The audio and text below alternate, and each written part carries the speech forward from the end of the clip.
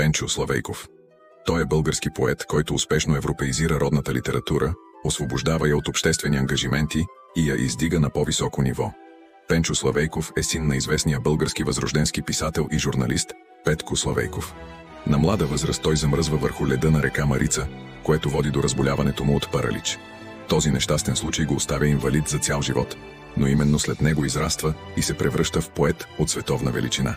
Болката и страданието усъвършенстват личността му и 4 години по-късно излиза първата му стихосбирка «Момини сълзи». Славейков написва едни от най-запомнящите се свои епически стихове «Ралица», «Бойко» и «Неразделни», които биват събрани в книгата «Епически песни».